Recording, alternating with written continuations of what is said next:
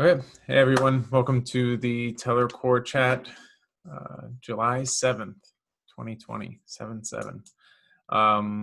Yeah, thanks everyone for coming. It's another great week. We had a lovely 4th of July as a Tellor team. We all did a little bit of local travel, but it was good.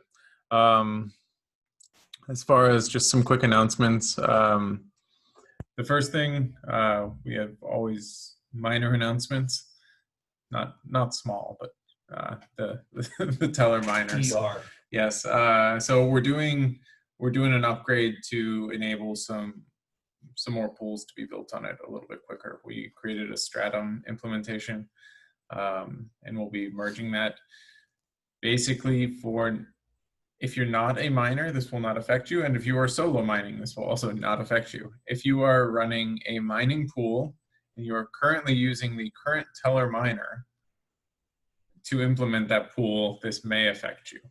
Not even for sure it's going to affect you. So it's a very, very small, maybe 0 people that it's going to affect. But if we're going to break anything, let us know. So we've pushed it out to the Discord, and we're just trying to get some more feedback on it. It's a relatively simple update. It's just kind of how you parse the different challenges and pass them out to the different people in your pool. So if that affects you, go look it up. Reach out to me. We'll figure it out. The miner issue from last week. So if you guys remember, we had an issue with the upgrade. So some people didn't upgrade their miners or had issues surrounding the update, and people got disputed. All of the disputes are now closed. They all passed. They were all valid disputes. If you guys have been following those, they were bad values and they got disputed. There were a few of the disputes that we challenged and caught people, and we passed them their TRB back. The network seems to be up and running now. Some of those miners dropped out. Other ones have picked up, and things are going well. So actually, the number of active miners in a given day is actually going up, which is really healthy to see. So we're happy to see some new miners and new faces come on board, and we're just going to continue to work with them. We want to make sure that we keep this open dialogue with all of the different miners and all of the different groups, just so that way, nothing like that ever happens again. So, and I think we're doing that. If you go to the Discord, it's definitely a much more active discussion, and hopefully people will kind of keep that up as we move forward in making, especially the V2 upgrades over the next month. Speaking of V2 upgrades, so the miner upgrade is actually going to be really easy for V2, but and we'll probably be pushing that in about a month on Ring V. But we actually just sent off the Solidity code over to Certic. So we're still fixing a few pieces, mainly kind of Solidity bytecode size issues, but all of the logic is in there. So if you're a developer and want to help us with that, let us know. But yeah, it's looking really pretty. It's exciting to see that we're going to be 10xing our system relatively shortly. So we're really excited about that.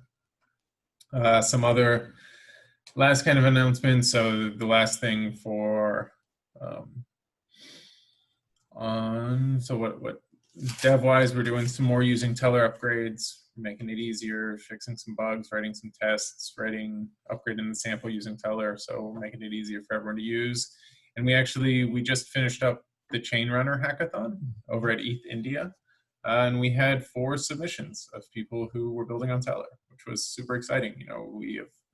We'll be announcing the winners, but one guy, he built an options platform, settling to the Tellor Oracle, deployed it to Ring V, and it works great. And then another person, they built, I think he was calling it a swap, a financial product for, but basically he was calling it a swap, but basically it was to allow you to prevent slippage on your Uniswap orders. And it was using the Tellor Oracle. It was another great idea. We'll see if any of them, we're still trying to talk to them, kind of figure out if they're planning on launching it to mainnet, and where we can be a support, but we got really good feedback on them using Tellor, and shockingly, they didn't really reach out to us that much at all, which is it says a lot from kind of a documentation standpoint that they could figure out how to implement Tellor and they didn't have to even ask us. So we were super excited about that. We're also kicking off another hackathon too. Don't know if you want to talk about that one. Yeah, so we'll push a link to the announcement channel, but San Francisco Blockchain Week started on Monday, and there's an online conference called Unitize that has also a Gitcoin. It's like a joint venture between Gitcoin and Unitize. It's called the Unitize Hackathon, but it's also a conference, and that started this week. And we are one of the main sponsors of it. And yeah, we got new bounties up. So I'll share all that information after this call, so you guys can. I might have already shared it actually.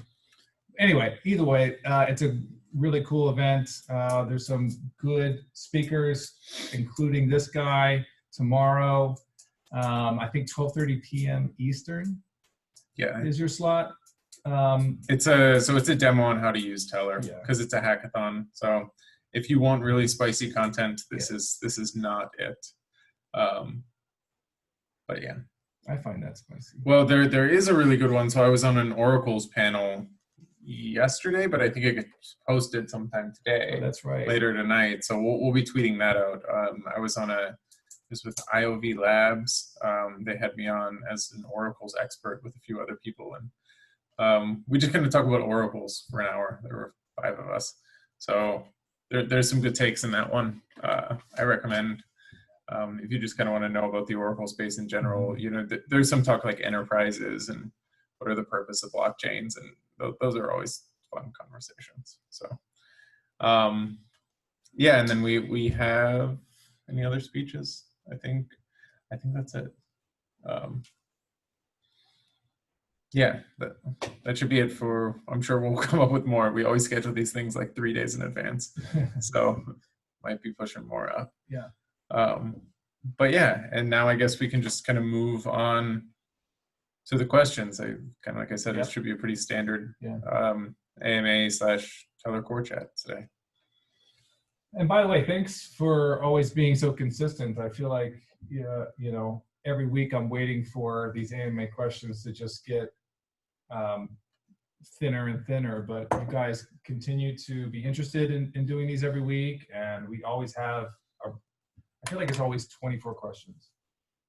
So anyway, thanks for all that. So the first one is, why are you motivated to build Tellor? Should I go back to Daxia? I gotta, Yeah, you want to take it? Exactly. Yep. Why are you motivated to build Tellor? Originally, it was just to actually implement it on our original platform. I think now it's just, we all believe in decentralization, and this is a building block for it. We see it as a really big need in the space because we saw it firsthand. And without it, I don't think the space is really gonna end up embodying what it was built for. So I think that's what drives us. Mm-hmm. Yeah, I mean, originally it was like sort of Tellor in and of itself was like a means to an end. So it's building other products that you can do for Tellor and furthering it from there. So what's the saying? Necessity is the mother of invention, and that's pretty much the heart of Tellor. Yeah, we get a question over here. We'll ignore Ilari's, but the Tomi is any update on business development in terms of leads, constructive conversations. You know, we're not really in the habit of talking too much like on rumors. You know, we want. You're basically asking for a rumor, is it? Yeah, I mean, this is basically a rumor piece. You know, we are working with projects and trying to push them forward. So, yeah, I don't know if we necessarily have any update. Yeah, I mean, the answer is yes. We are sort of, every week we are in constructive conversations. And getting them over the line and turning them into announcements is what we're focused on. So, and then we can't really update you on any of those details until they become something we announcement worthy. Yeah. So, That's all we can say, and that is our main focus. So, another question actually in the chat. Sure. Hey, question. I wanted to throw in. Why wouldn't people be able to use Chainlink for the same type of Oracle solution? Do you disagree that the Oracle space will likely end up being very winner takes all? I disagree. You think it's going to be multiple? Yeah, I think it's going to be multiple, and I think at least for now, since Chainlink is whitelisted, there is a benefit of using us because we are fully decentralized. Yeah, I mean, I think it's going to be, I think Chainlink's biggest killer to me is going to be the Coinbase Oracle. People just, especially for the DeFi space, it's just people, like if you're just running a simple contract where you need the ETH US dollar price, and you know that people are going to be placing $1,000 in it. That's it. That's all you're doing with the bet. Yeah, just use the Coinbase Oracle. Like Coinbase is not going to throw the price based upon your $1,000, and it's going to be super simple to use. It's centralized. You can probably rely on it. That's good enough. Yeah, I feel like that's one of the problems with doing decentralization in half step or a partial step or none, is that then you're competing against centralized options, and you can't. Yeah, exactly. So I think in the same way, like it's always like the private versus public blockchain debate. There are some use cases there's a lot of use cases for public blockchains, mainly the pieces that you really want censorship resistance, and then kind of the private blockchains, it's more or less just a database built for a specific purpose, and what those look like is it's not like just not everything is, it's not going to be winner take all, and that everything's going to be on Ethereum eventually or on a blockchain. People will still use databases. Thank you, chat, for additional questions. Back to the Google Doc, though. Are Ethereans becoming more like Bitcoiners? I'm guessing this is said in a derogatory sense. Yeah. Don't fit Ethereans into a box. Yes. Are we becoming maximalists? Yeah, maybe. You see it sometimes. Like whether it's a lot of people won't name any names on Twitter, but they'll just be like, ETH is going to eat the world, and you just sort of put your blinders on that what we're doing has way more traction than it actually does. When in reality it's still super early.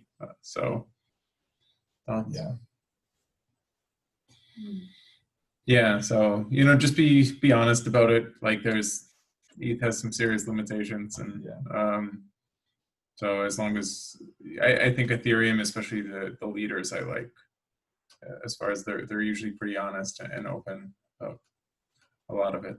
As far as they're willing to upgrade, they know where the shortcomings are, and they're willing to admit it. So. What advantages do oracles provide over Coinbase's Oracle? You mean like Tellor Oracle? Tellor's Oracle is decentralized. Coinbase's Oracle it's just them signing prices, so they can stop at any point, and you have zero guarantees that they won't. So. Yep. Nick, why did you take ×2 government jobs if you disagree with the government about many things? Like overregulation? Yeah, I mean, it was definitely a point in my life whenever I was living with my parents and got a job with the government. So I was not one to say no, but it was definitely it was a really good experience. Obviously, I met Brenda, and you also, like, even in terms of just opening your eyes to kind of the regulatory framework whenever you're like a libertarian, or a lot of times if you're in one of the more revolutionary fringe mindsets, you tend to think that the government is sort of more evil or more competent than they actually are. Like it's you would always hear like Brenda and I, we worked on the unemployment numbers, and you hear it time and time again, like, oh, the unemployment numbers are fake, or, you know, look at them doing this to boost Trump's approval, or, you know, when Obama was in, the conservatives were like, oh, it's because they measure it wrong.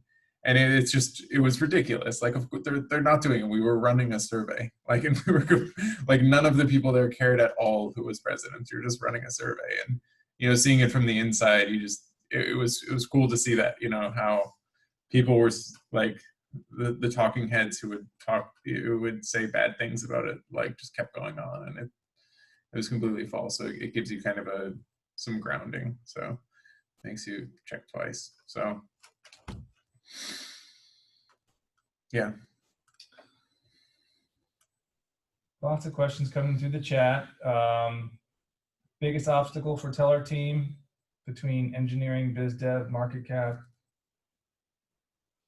I guess, I mean, we would say the biggest obstacle for the entire space is one that we share, and that's getting users.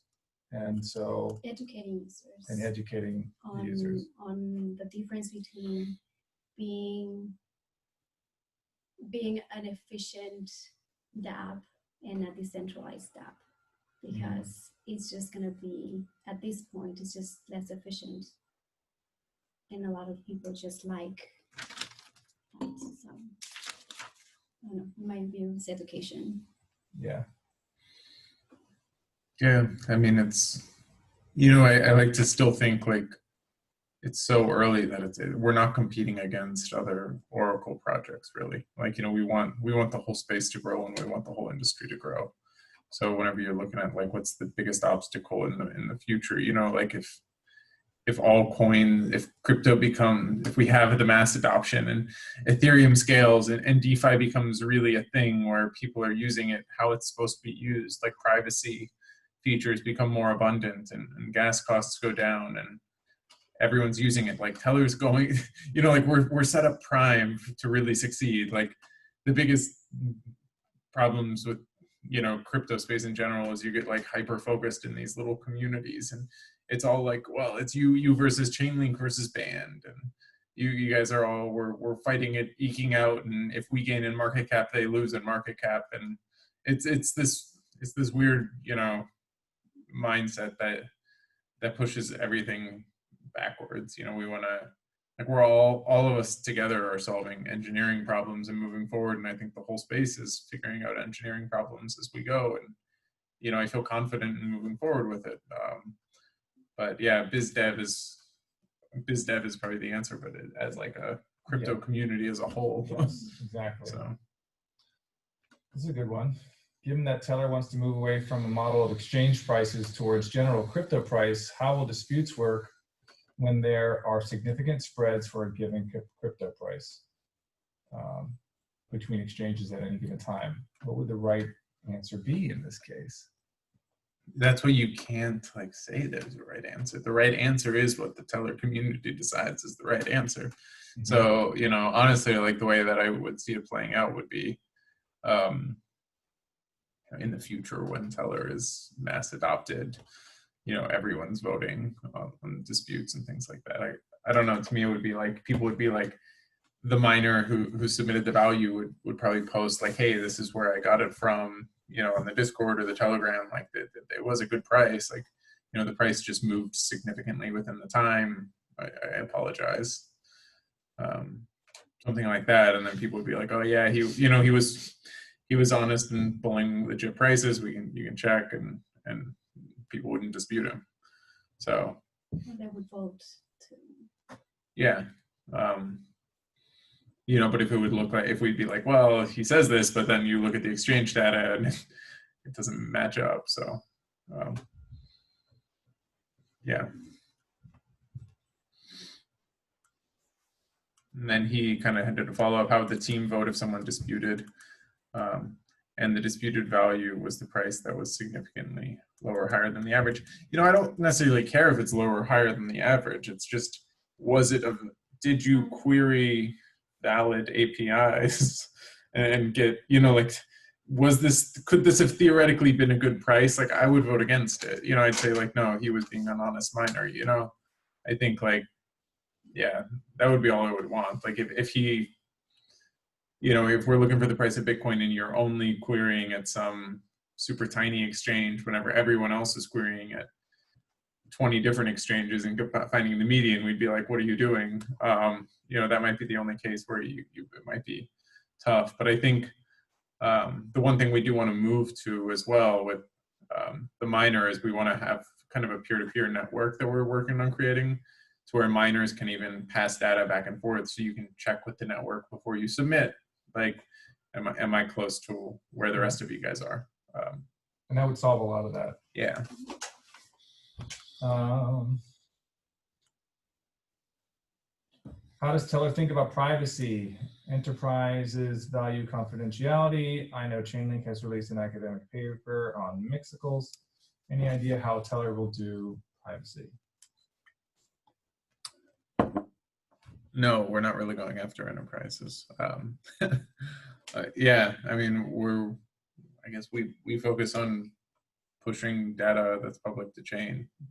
You know, I think maybe eventually we can can figure out some privacy models, but the big reason you would want privacy in a lot of cases is if you're trying to hide something. But yeah, I mean, it's just different use cases for why you would want privacy. So yeah, I mean, if you want the price of Ethereum, you sort of, and if we all want to be able to vote on whether or not it's valid, just kind of our whole method doesn't really necessitate privacy.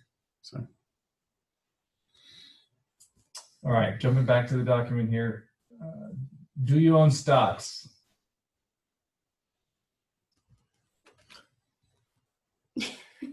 I think maybe I own a mutual fund or something. I do too.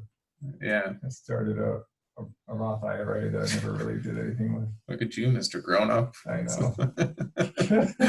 Retirement. I'm getting old. Yeah.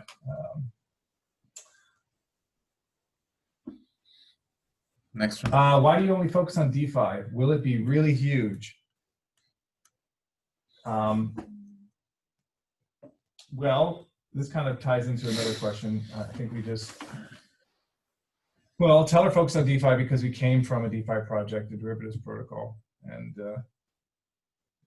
that came from Nick, who was, I don't know, why were you originally interested in creating well, it was sort of my subset of expertise, but I think, you know, with DeFi, I think the big reason with DeFi is that's just where the space is going. You know, we had kind of, I think, probably correctly called that like a year and a half ago, whenever we were probably 2 years ago now, whenever you just look at Ethereum, and as Ethereum doesn't scale, gas prices get more expensive, lower value use cases go away. So the crypto kitties of the world will slowly fade away, and you're only going to have high value items that will be pushed on chain, and that's DeFi. So yeah. How big will DeFi get? Oh, I don't know. Yeah. It's pretty big in the normal or in the traditional system, so. Yeah, I mean, I think it goes into, Yeah, so like somebody else followed up here and says if privacy isn't needed at all, why would Chainlink release an entire academic paper? And I agree, privacy is overlooked, and I think privacy is going to be one of those things that actually makes DeFi take off. I just meant that Tellor isn't focused on privacy. So like, I really hope and I really want more privacy on Ethereum. You know, one of our biggest things, like I wish, yeah, like I wish all the transfers from our wallet and everything were anonymous. I wish I could have more anonymity within just sending things around, sending bounties to people, you know, people who want to take up bounties, but they're like, oh, I don't want to see that, you know, I don't want people to see that it came from you. And I'm like, I don't know why, but, you know, now you have to, there's like Tornado Cash and things like that, but it's so expensive. And yeah, like I hope privacy takes off, but it's just not a solution we're working on. It's very, very important for the space. And Chainlink,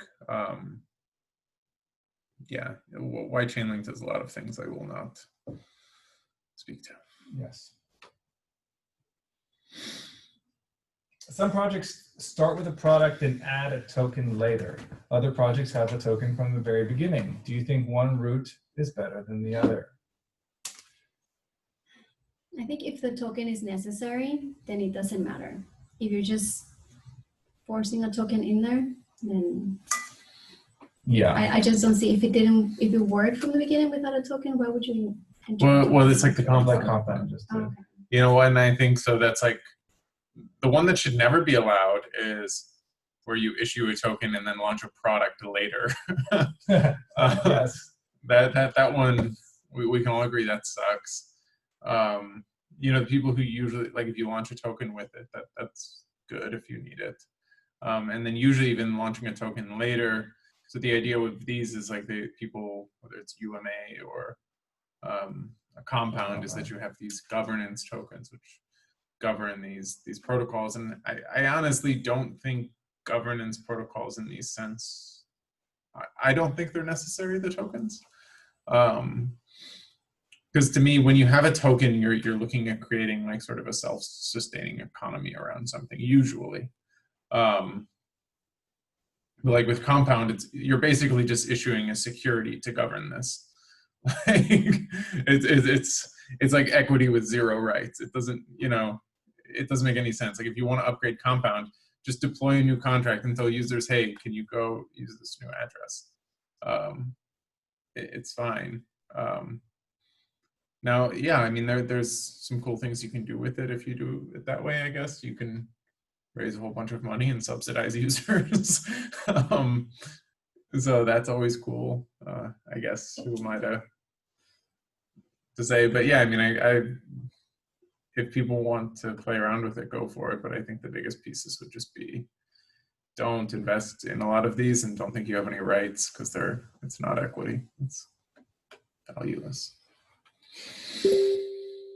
Good question. Back into the chat. Any thoughts on ways to quantify the security of the price data that Tellor provides at any given time, perhaps in terms of network hash rate, price, time, resolution, other factors? Yeah, you should watch the Tellor security video that I gave like 2 weeks ago. There's a formula. It's like the vast majority of, if you wanted to say break Tellor, it's like measured in, you know, if you wanted to completely break Tellor and get a bad value on chain, you'd need 51% of the voting power. So it's like 51% of, you know, the simple formula is like 51% of our market cap. Yes. But, you know, A, it's voting power, and B, you'd move the whole market. So who knows? Yeah. But there's like the cost to grief over a period of time. Yeah, so the cost to like grief it is like, it would be the cost to mine 3 of the 5 values plus the cost of 3,000 tokens. So those 3 values times 1,000 tokens each that you would lose in disputes. So it'd be every 10 minutes. So you could grief the entire Tellor network if you had that much hash power and lost 3,000 tokens every 10 minutes. Yeah. So it comes out to, I think it was like $96,000 an hour or something like that. This was like 3 weeks ago, and the price has gone up, so it's even more now. But yeah, there's a formula there, and long story short, we're like just about as hard to break for an hour as Ethereum. So people, well, like once we're over the threshold of like, you might as well just break Ethereum, it's like, well, we're fine. So yeah. What lessons have you learned from the recent PSR upgrade? People don't listen. Yeah, I mean, just as much as it's possible to, you know, even we had been blasting it for a month, or at least a month, on Discord, on Telegram, on these calls, and you know, I had reached out personally to a lot of these people, and yeah, like I don't even know, like maybe just like more blatantly tell them, because like people would even, like we'd been telling people for a month, and then I remember like a day before was the first time that I got people were like, hey man, I'm upgrading, looking into it for the first time. And I'm like, guys, like I gave you guys a month, you know? So, you know, and then they're like, oh, it looks good, no issues. And so, you know, people who had no issues upgrading, but then tested it for an hour, you're just like, you know, it's these kind of things, like software in general, these kind of practices, it just, And to be fair, for the upgrade, we were all on vacation, and we actually sat down. Or was it just me? Anyway, we were not. We all sat down next to our computers at 8 p.m. and just watch prices come in, and we try and catch the first disputes to make sure that we would be able to reimburse people because we knew something like this was going to happen. But we couldn't sit there the whole night. Yeah, because that was So if we you. tried. Well, no, it wasn't that night that happened. It was So the next day. it was like Sunday. Yeah, but Yeah. we did 2 disputes, right? Yeah, so we caught the first 2. So we were waiting, like right when we did the upgrade, we caught 2, or 3. We caught 3 because like we knew, okay, there are going to be some people that didn't upgrade. We caught them. We gave them their tokens back. We're like, slap on the wrist. Let's get you upgraded. And then 2 days later, like just some weird things happened with other people's software and the upgrade. So it wasn't quite as cut and dry as people didn't upgrade. But yeah. Right. We were trying, I think. But we did try. Like we try and like make sure that even if people didn't listen, we tried to make sure that we could help. Mm-hmm. Yeah, so I think just working with that. You know, we want more miners to take part in the development of it. It's really important to us. You know, as far as people have always asked, like, what's your ideal miner? Are these giant pools, or is it just the individual GPU miner? And the answer is like it can be either, but we want you involved in our protocol. We want you involved in upgrading. We want you involved in the community. You know, you're such an important part of it, and that's why, you know, we're actually increasing the stake for miners coming V2. So they're gonna have to actually put down more money. So that way, and the reason is, and people are like, well, isn't this gonna scare off hash power? And yeah, it definitely will scare off hash power. But it's going to increase the stake amount. Meaning if you want to own 90% of our hash rate, you're gonna have to own a significant amount of TRB. If you own 90% of our hash power, you're gonna need a lot of TRB, and you better be on this Discord, and you better be almost upgrading the miner yourself to make it better and more secure to help this network grow, because you have so much capital at risk. And that's what we want. We want either a whole bunch of people to have it distributed, or if you want a significant portion, you better own a significant portion of the Tellor ecosystem. And you would think if you own a significant portion of the Tellor ecosystem, you will be involved. Yeah. Or you should be incentivized to be very involved with us. So, can you make the next tech call about voting, disputing, and maybe do a walkthrough? Yeah, that's a good idea. That's I think I know who that's, because. Yeah. What are you gonna do after V2? Celebrate. Yeah. Go on vacation. I'm kidding. So mine is the miner peer-to-peer network. Yeah. So I'm going to be working on that on the tech side. And then the V3 upgrade, obviously. You know, we'll be usually, yeah. So we'll look at different chains. We'll be looking at other ways to make it better for users.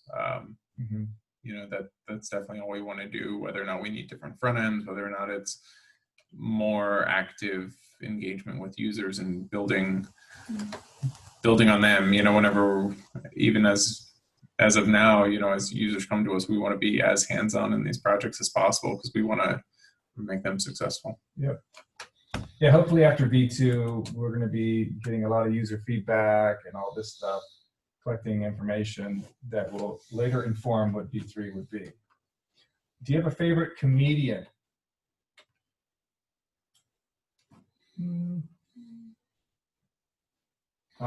Man, I don't know. Probably Eddie Murphy, like a stand-up. Probably Eddie Murphy for me, his old school stand-up. The last stand-up I watched that really, really, really made me laugh, like, was Joe Rogan, who I'd never really seen his stand-up, and he did his last special, and it was hilarious. So, but I don't know. No. Yeah, I don't know. Probably Norm Macdonald. Well, he's so good. He's probably my favorite of all time. And then if you want to. Well, a lot of stand-up comedians will say that out of all their buddies, the funniest guy they know and the smartest comedian is Norm Macdonald. He just doesn't So give a good. shit. So he you know, he Well, does his comedy is, podcasts. it's almost like meta So comedy, meta. like, because it just, he makes fun of comedy as he's doing comedy. And What roasted? Do you remember? If you guys look up Bob Saget roast. Yes. Okay. Look up Super Norm good. Macdonald's roasted Bob Saget. So Just good. it's so good. Was really meta. Or the moth joke, one of my favorites. Oh, You I guys have to have look to, at it. yeah. And then It's a good favorite shout. stand-up comedian would be Patrice O'Neill. Also really good. Really good. Rest in peace. Yes.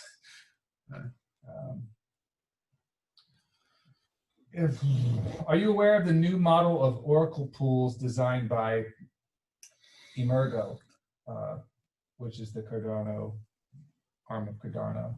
I read an article about it, and it seems like a good solution to aggregate data from countless oracles and create a governance model. Yeah. Sounds like Tellor. So what this is like, this would be basically, you know, you would have a Coinbase, Kraken, Binance, they all sign prices and they push it, and then, you know, it governs. So, you know, like, it's just going to be how you sort of, and then if you have some sort of governance for keeping it up, and the model sort of works, but then it's just going to be, in practice, it's really tough, because, you know, what is the incentive for them to keep doing it? How are the governance tokens and the governance model? How does it work? Is anybody open to become a price validator, or is it just these large companies? Do you have to be voted in? Do you have to prove your quality?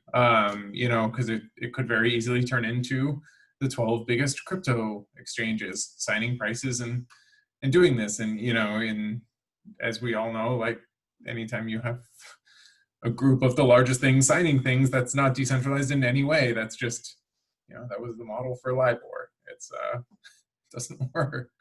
So yeah, I mean, it's the idea of having a decentralized group of people signing prices, and then you have some sort of governance model for deciding whether or not those prices are valid. Technically, that's a lot like Tellor, and it's also a lot like Chainlink. It's just such a broad description that, you know, you can have the devil's in the details. Yeah, how you sort of put it together. And let's be honest, you know, I don't have too much hope from Cardano, but we'll see. Is globalization a good thing? It depends on if you're wearing a tinfoil hat or, you know. Brenda, I think so. You're the world traveler. Do you think? I mean, just in general, prices should be eventually lower for everybody.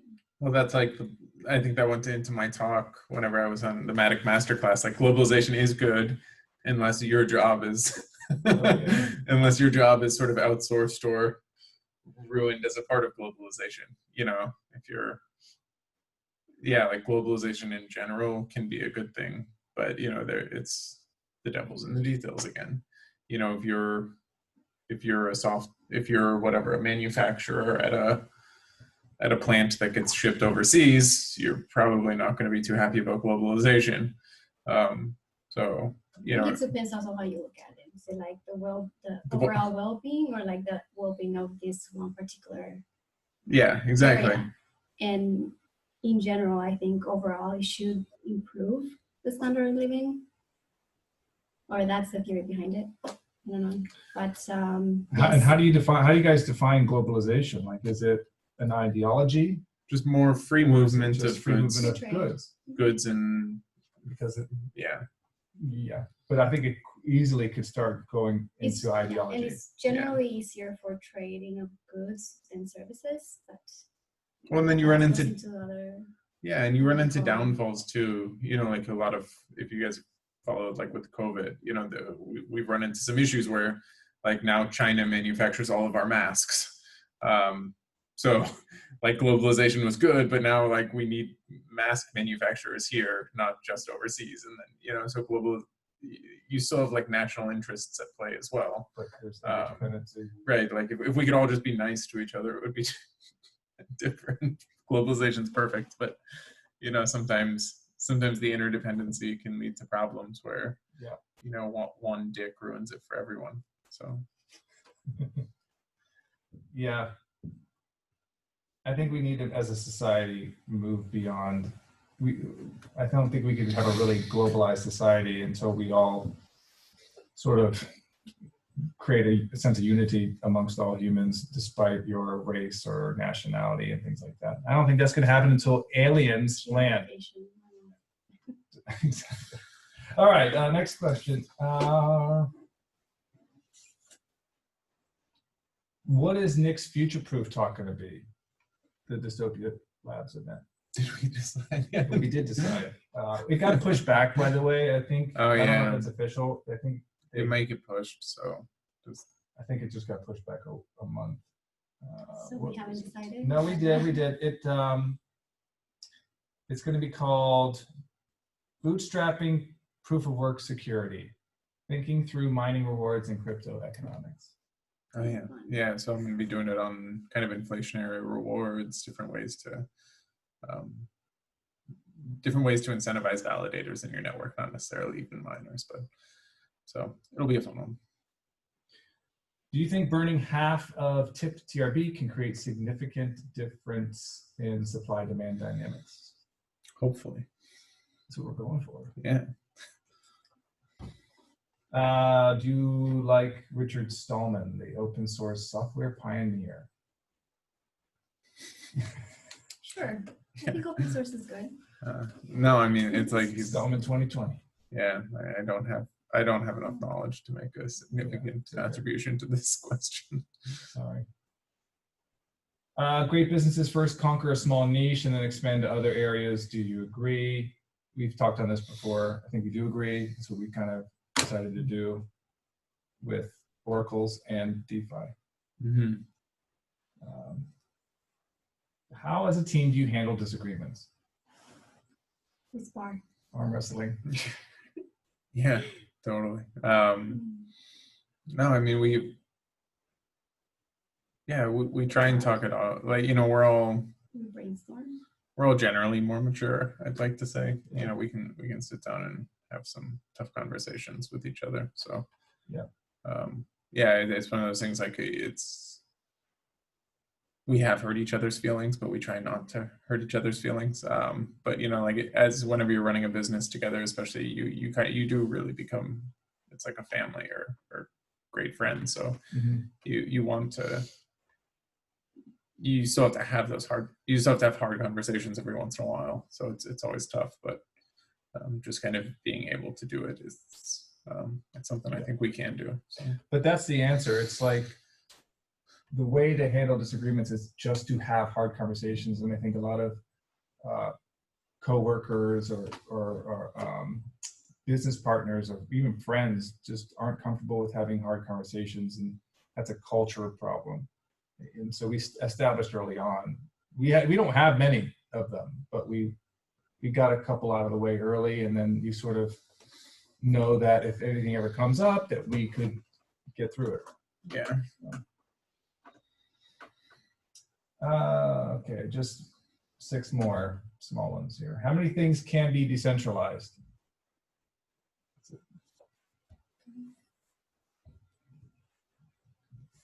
Well, I think I can.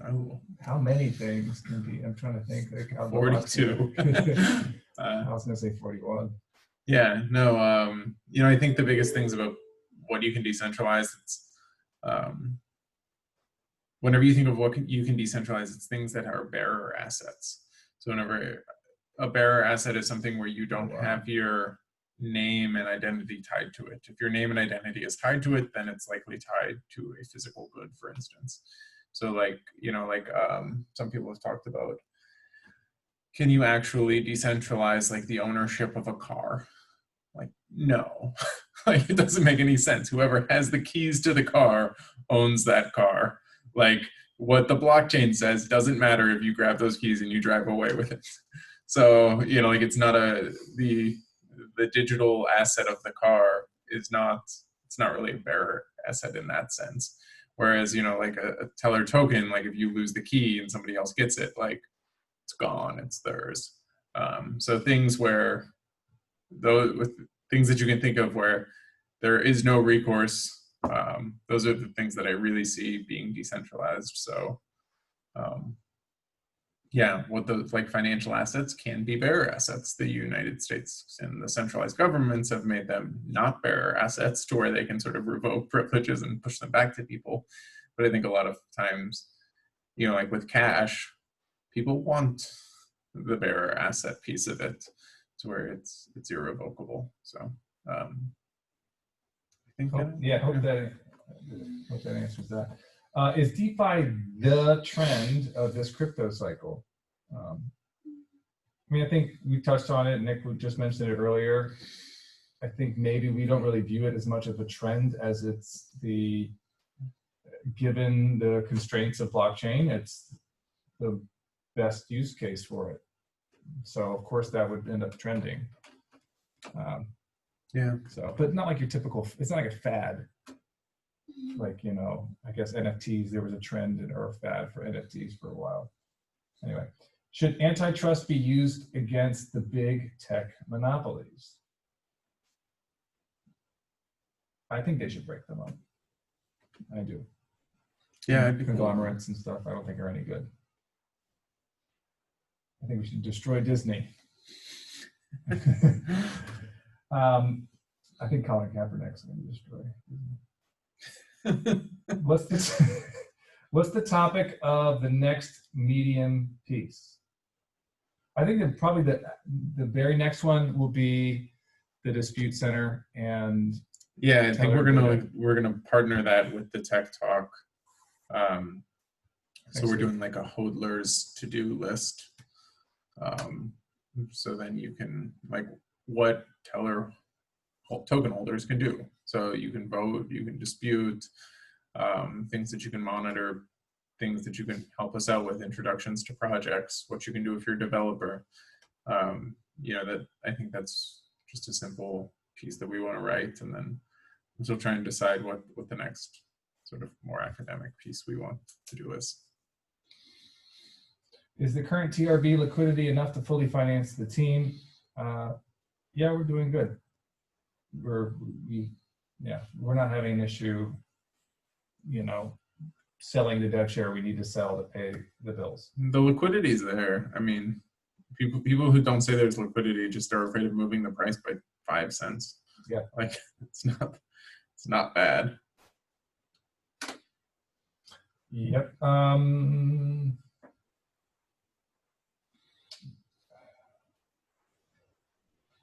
V2 and the changes next month are very exciting. Where do you see the project in 3 months, 6 months, 12 months, and do you see team size growing? Brenda. He's coming. I don't know. I think I don't know. Definitely V2, 3 months, V2, and hopefully within the next 6 months, the peer-to-peer miner network. I'd like a user in each one of the quarters. Yep. That's my goal. It's our real goal. And I think it's doable. So. Partnerships, clients, Tellor's targeting or having talked with in present. Yeah, we already talked about that. That was the last one. Sorry to end on one that we can't really answer, but can't say. Well, yeah, we got one when moon. This is. Yeah, sorry. I don't know if we can answer that one either. We're keeping it secret. Yes. But guys, thanks everyone for all the questions. As always, these are a lot of fun to do, and you know we want to make sure that we're transparent for everyone. So thanks for watching. Let us know if you guys have any other questions, or if you need anything from us, just reach out to us on Telegram or Discord. Yep. Thanks. See you, everyone.